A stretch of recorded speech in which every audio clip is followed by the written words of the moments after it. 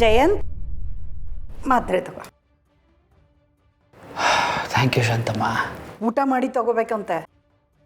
ಶಾಂತಮ್ಮ, ನಾನು ಈ ಮಾತ್ರೆ ತೊಗೊಂಡು ಸ್ವಲ್ಪ ರೆಸ್ಟ್ ಮಾಡ್ತೀನಿ, ಆಮೇಲೆ ಊಟ ಮಾಡ್ತೀನಿ. ಜಾನ್ವಿ ಫೋನ್ ಮಾಡಿದ್ಲಾ? ಅವ್ರ ಅತ್ತಿಗೆ ಹೇಗಿದ್ದಾರಂತೆ? ಇನ್ನೂ ಫೋನ್ ಮಾಡಿಲ್ಲ. ಸರಿ, ಹಾಗಾದರೆ ನೀನು ಫೋನ್ ಮಾಡು. ಜಾನ್ವಿ ಬಂದರೆ ಇಬ್ರಿಗೂ ಸೇರಿ ಅಡುಗೆ ಮಾಡ್ತೀನಿ, ಊಟ ಮಾಡೋರಂತೆ. ಸರಿ ಶಾಂತಮ್ಮ. ಸರಿನಾ?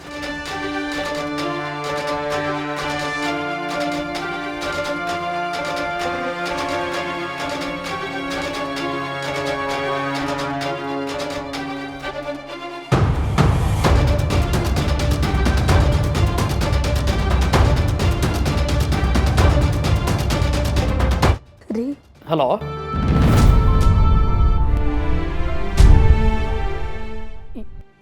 ಏನಾಯ್ತು ಜಾನ್ವಿ ಅವರೇ? ಯಾಕೆ ಅಳ್ತಾ ಇದ್ದೀರಿ? ರೀ, ಅದಕ್ಕೆ ಮಗು ಅವಾಗೋಯ್ತು. ಮಗು ಬರುತ್ತೆ ಅಂತ ತುಂಬ ಖುಷಿಯಾಗಿದ್ರು, ಆದರೆ ದೇವರು ಕಿತ್ಕೊಂಡ್ಬಿಟ್ಟಾರಿ. ಅವ್ರ ಕೋಲಾಟ ನನ್ನ ಕೈಲಿ ನೋಡೋಕ್ಕಾಗ್ತಿಲ್ಲ. ನೋಡಿ, ನೀವು ತುಂಬ ಟೆನ್ಷನ್ ಮಾಡ್ಕೋಬೇಡಿ, ನಾನು ಈಗಲೇ ಅಲ್ಲಿಗೆ ಬರ್ತೀನಿ. ಬೇಡ ಬೇಡ, ಇಲ್ಲಿ ಅಕ್ಕ ಭಾವ ಇದ್ದಾರೆ. ಸರಿ, ನಾನು ನಿಮಗೆ ಆಮೇಲೆ ಫೋನ್ ಮಾಡ್ತೀನಿ. ಸರಿ, ಏನಾದರೂ ಬೇಕಾದರೆ ಇಮಿಡಿಯೇಟಾಗಿ ಕಾಲ್ ಮಾಡಿ.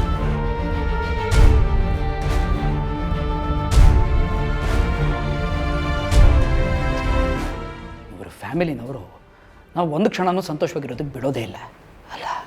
ಜಾನ್ವಿ ಅವ್ರು ಈಗ ತಾನೇ ಖುಷಿಯಾಗಿರೋಕ್ಕೆ ಶುರು ಮಾಡಿದರು, ಆಗಲೇ ದುಃಖ ಪಡ್ಸಂಗೆ ಮಾಡಿದ್ದಾರೆ.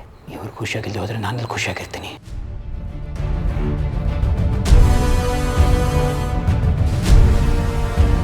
ಶಾಂತಮ್ಮ, ಎಲ್ಲೋ ಕ್ಲೀನ್ ಮಾಡೋಕ್ಕೆ ಹೊರಟಿದ್ದೀರಿ, ಅಡುಗೆ ಮಾಡ್ತೀನಿ ಅಂದರೆ? ಔಟ್ ಹೌಸ್ ಕ್ಲೀನ್ ಮಾಡೋಕ್ಕೆ ಹೋಗ್ತಾ ಇದ್ದೆ. ನೀವಿವಾಗ ಔಟ್ ಹೌಸ್ ಕ್ಲೀನ್ ಮಾಡೋದ್ರ ಬಗ್ಗೆ ಯೋಚನೆ ಮಾಡಲೇಬೇಡಿ ಶಾಂತಮ್ಮ. ಯಾವಾಗಲೂ ಎಲ್ಲ ಕ್ಲೀನಾಗಿರಬೇಕು ಅಂತ ಇಷ್ಟಪಡ್ತೀಯ ತಾನೇ ನೀನು? ಅದು ಸರಿ ಶಾಂತಮ್ಮ, ಆದರೆ ಈಗ ಔಟ್ ಹೌಸ್ನಲ್ಲಿ ನಾನು ನನ್ನ ಮುಂದಿನ ಪ್ರಾಜೆಕ್ಟಿಗೆ ಬೇಕಾಗಿರೋ ಕೆಲವು ಸಿಮೆಂಟ್ ಚೀಲ್ಗಳು, ಆಮೇಲೆ ಈ ಗಿಡಗಳಿಗೆ ಬೇಕಾಗಿರೋ ಫರ್ಟಿಲೈಸರ್ಸು ಎಲ್ಲದನ್ನು ಸ್ಟೋರ್ ಮಾಡಿದ್ದೀನಿ. ಅದಕ್ಕೆ ನಾನೇ ಲಾಕ್ ಮಾಡಿದ್ದೀನಿ. ಅಲ್ಲ, ಅದು 3 ದಿನಕ್ಕಿಂತ ಮುಂಚೆ ಖಾಲಿನೇ ಇತ್ತು. ಯಾವಾಗ ತಂದಿಟ್ಟೆ ಅವನ್ನೆಲ್ಲ? ನಿನ್ನೆ ರಾತ್ರಿ. ನಾನು ಮತ್ತೆ ನಿಮಗೆ ಹೇಳೋವರೆಗೂ ನೀವು ಆ ಕಡೆ ಹೋಗದೇ ಇರೋದೇ ಸೂಕ್ತ ಅನಿಸುತ್ತೆ. ಯಾಕೆಂದರೆ ನೋಡಿ, ಈ ಫರ್ಟಿಲೈಸರ್ ಫ್ಯೂಮ್ಸನ್ನೆಲ್ಲ ಇನ್ಹೇಲ್ ಮಾಡಿದ್ರೆ ಲಂಗ್ಸಿಗೆ ಪ್ರಾಬ್ಲಮ್ ಆಗಿಬಿಡ್ಬೋದು. ಹೌದಾ? ಸರಿ, ಹಾಗಾದರೆ ಶಾಂತಮ್ಮ,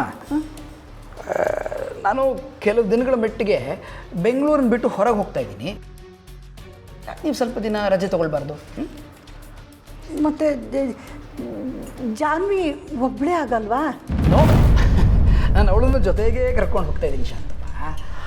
ಅದಕ್ಕೆ ಹೇಳಿದೆ, ನಿಮಗಿಲ್ಲಿ ಕೆಲಸನೂ ಇರೋದಿಲ್ಲ, ಒಬ್ಬರೇ ಇರ್ತೀರಿ, ಯಾಕೆ ಅಲ್ವಾ? ಹಾಗಾಗಿ ಸ್ವಲ್ಪ ದಿನ ರಜೆ ತೊಗೊಳ್ಳಿ, ನಾನು ಬಂದ ತಕ್ಷಣ ಫೋನ್ ಮಾಡ್ತೀನಿ, ಬಂದುಬಿಡೋರಂತೆ.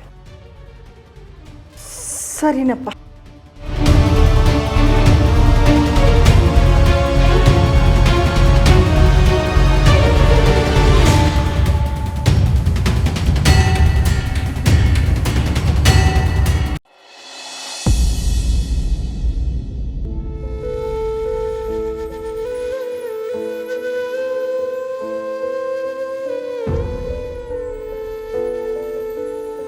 ಅಕ್ಕ,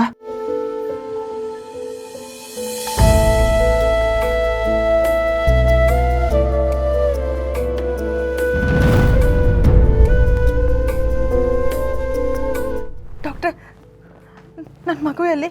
ನನ್ನ ಮಗುನ ತೋರಿಸಿ ಪ್ಲೀಸ್.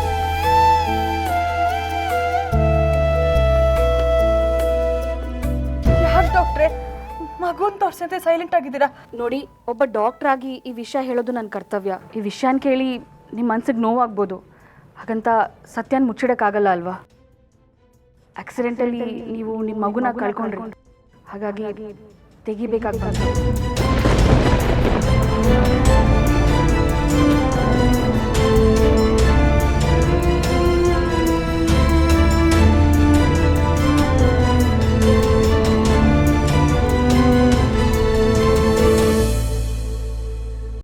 ಇಲ್ಲ, ನೀವೆಲ್ಲ ಸುಳ್ಳು ಹೇಳ್ತಾ ಇದ್ದೀರಾ.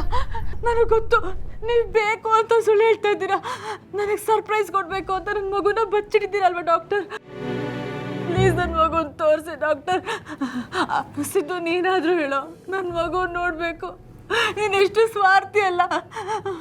ಮಾವಾಗ ನೀನು ಮಗು ನೋಡಿದ್ರೆ ಸಾಕ, ಅದ್ರ ತಾಯಿ ನಾನು ಕಣೋ. ನನ್ನ ಮಗುನ ತೋರಿಸು ಪ್ಲೀಸ್.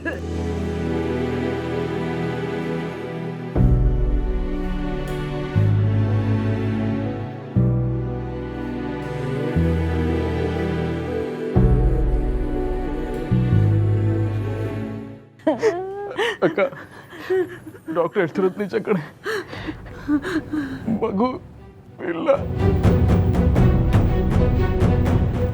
ನಿನ್ ಜೀವ ಉಳಿಸೋದಕ್ಕೆ ಮಗುನ ತೆಗಿಲೇಬೇಕಾಯ್ತು.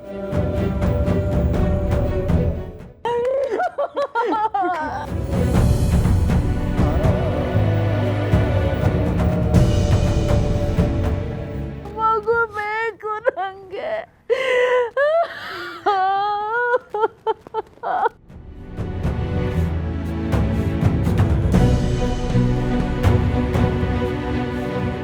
ಅದಕ್ಕೆ ನಿಮಗೆ ಏನಂತ ಹೇಳಿ ಸಮಾಧಾನ ಮಾಡಬೇಕು ನಂಗೆ ಗೊತ್ತಾಗ್ತಿಲ್ಲ.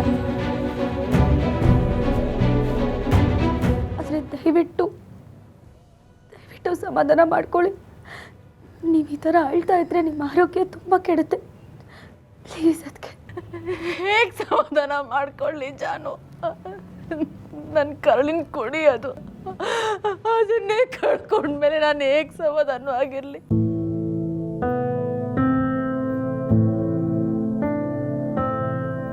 ಪ್ರಪಂಚ ನೋಡೋಕ್ಕಿಂತ ಮುಂಚೆನೇ ಕಣ್ಮುಚ್ಕೊಂಡ್ಬಿಟ್ರೆ ತಾಯಿಯಾಗಿ ಹೇಗೆ ಸಹಿಸ್ಕೊಳ್ಳಿ?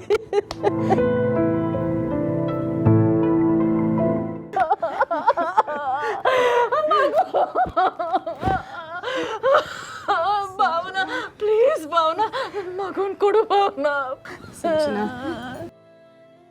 ನೋಡು, ಆ ಮಗುಗೆ ನಿನ್ನ ಜೊತೆ ಬಾಳೋ ಅದೃಷ್ಟ ಇರಲಿಲ್ಲ ಅಂತ ಅನ್ಸುತ್ತೆ. ನೀನು ಯಾಕೆ ಹಾಗೆಲ್ಲ ಅನ್ಕೋತಿದ್ಯಾ? ಸಮಾಧಾನ ಮಾಡ್ಕೋ ಸಿಂಚನ. ನೀನು ಹೀಗತ್ರೆ ನಮ್ಮ ಪರಿಸ್ಥಿತಿ ಏನು? ಸಮಾಧಾನ ಮಾಡ್ಕೋ. ಹೌದು ಸಿಂಚನ, ಕೆಲವು ಸಲ ನಾವು ಮಾಡ್ಕೊಳ್ಳೋ ತಪ್ಪಿಗೆ ನಾವೇ ಶಿಕ್ಷೆ ಅನುಭವಿಸ್ಬೇಕಾಗತ್ತೆ. ಆದರೆ ನೀನು ಸೇಫ್ ಆಗಿದೆಯಲ್ಲ, ಅದಕ್ಕಾದ್ರೂ ಸಮಾಧಾನವಾಗಿರು. ಇಲ್ಲ ಇಲ್ಲ, ನಾನು ಯಾರ ಮಾತು ನಂಬಲ್ಲ. ಬಿಡಿ ನನ್ನ. ನನ್ನ ಮಗು ಬೇಕು, ನನ್ನ ಮಗು ನೋಡಬೇಕು.